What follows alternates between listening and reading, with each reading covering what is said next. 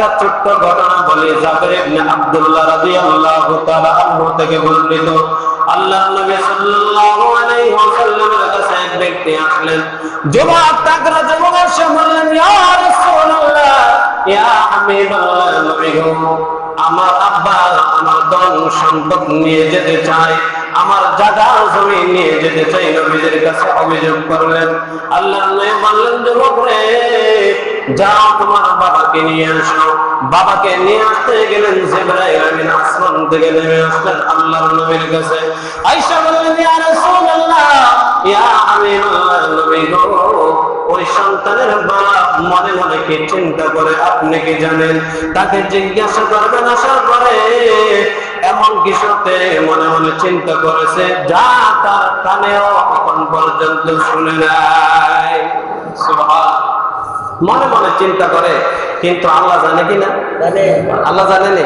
তার কান কিন্তু শুনে নাই, কিন্তু আল্লাহ জিবরাইলকে পাঠায় বলছেন, রাসূল আপনি বলেন, আপনি তা আসলে বলবেন যে তার মনে মনে কি ধারণা করছে, কল্পনা করছে, কি তার মনের ভিতরে চলতেছে, এটা জিজ্ঞাসা করবেন যেটা তার কানে এখনো শুনে নাই। সুবহানাল্লাহ। আল্লাহর নবী আসার পরে বললেন, হে ভাই, আপনার সন্তান আপনার বিরুদ্ধে অভিযোগ করছে। কেন অভিযোগ করলো? বলে অভিযোগ করছে আমার সন্তানকে অভিযোগ বলে আপনাকে তার সম্পত্তি আপনি জোর বরবত ভাবে আপনি নিয়ে যেতে চাই। তখন ডাক দেওয়া বলেন, যুবকের বাবা বলতেছে, ইয়া রাসূলুল্লাহ, ইয়া হাবিবাল্লাহ, আমি কিভাবে নিব তার খবর, তার কালা, তার জীবন রক্ষাতে প্রয়োজনীয় যা কিছু আছে সব কিছু তাদের পিছনেই ব্যয় করতেছি। সুবহান। তখন আল্লাহ বলেন, হে যুবক, আর কোন অভিযোগ থাকতে পারে না। তখন আল্লাহর নবী বলতেছে, জিবরাইল আমিন কিছুক্ষণ আগে এসে আমাকে বললেন, ইয়া রাসূলুল্লাহ, ইয়া হাবিবাল্লাহ, নবী গো, আপনার কথা শুনেছি কিছুক্ষণ আগে। যুবক তুমি শোনো, জিবরাইল আমিন আমাকে বলতেছে, তোমার মনে নাকি কি বাক্যগুলো উচ্চারণ হয়েছে যা তোমার কানেও শোনে নাই।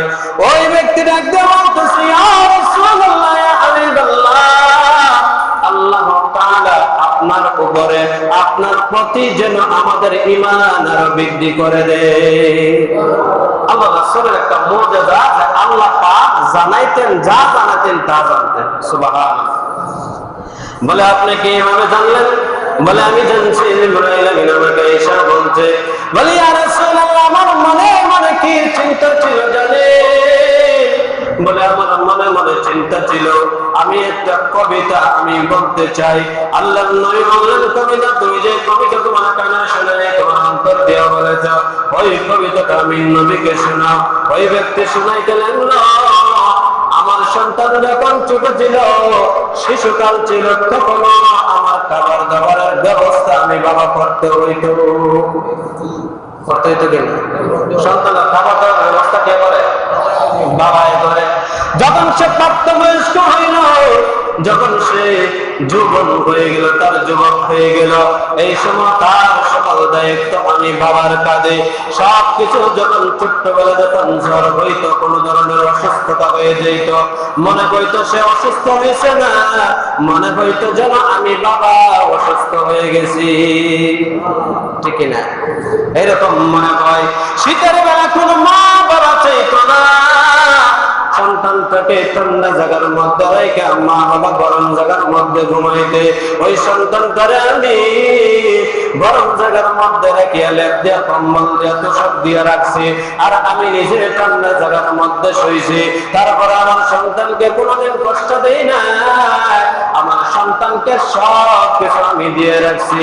আমার নামে কবিতাটা শোনার পর এই যুবকের কলারের মধ্যে, গলার মধ্যে চেপে ধরে বলে, ওই সন্তান তুমি শোনো,